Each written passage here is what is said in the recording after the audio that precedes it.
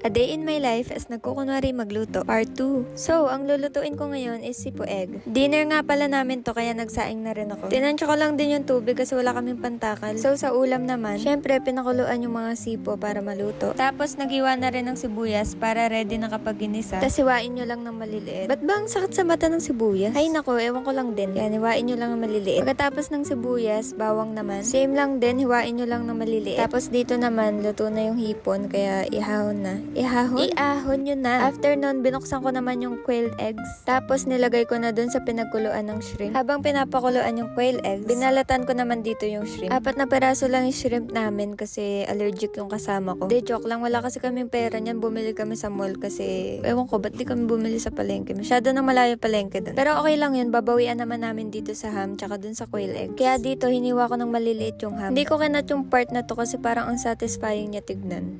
Look. Sige na nga, ikat ko para sa mga may short attention span dyan. Dito luto na yung quail eggs. Kaya it's time para balatan isa-isa yan. Kaya ako tumatawa niya kasi nalagay ko yung Nestle cream sa freezer. Di ko alam kung paano ko nalagay doon at bakit ko nalagay doon. Pero ayan, binabad ko na lang rin sa malagamgam na tubig. So, dito naman sa paggigisa. Butter yung ginawa naming mantika, tapos nilagay na namin yung sibuyas, tapos halu-haluin lang. Then, bawang naman. After ng bawang, isasaute mo lang din. Tapos, nilagay ko naman yung 4 na shrimp. Saute lang din, tapos ilagay naman yung ham. Tapos, haluin lang ulit. Tapos, anong ginagawa ko dito?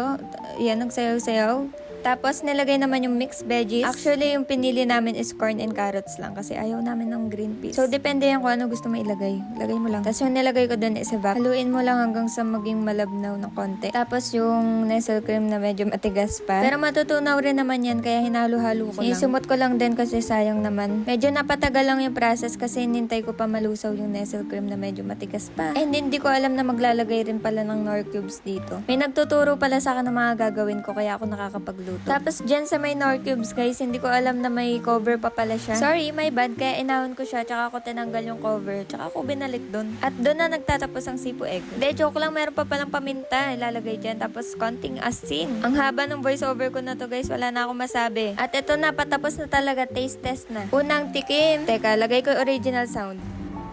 Alat?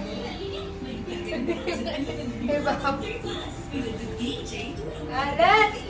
At maalat na naman siya guys. Siguro mali kami sa part na nilagyan namin ng asin. Or dun sa part na nilagyan ng Knorr cubes kasi isang buo yun. Pero ayun, nilagay na nga namin lahat ng evap para tumamis. Nung tinitikman ko yan, parang kulang pa rin or parang maalat pa rin. Tapos nilagyan namin siya ng konting tubig. Tapos yung medyo okay na, nilagay na namin yung mga itlog. And that's it. Tapos na ang pagpapanggap ko sa pagluluto. Pwede nang kumain. Luto na ang kanin. Pwede nang kumain. Yummers! Yun lang.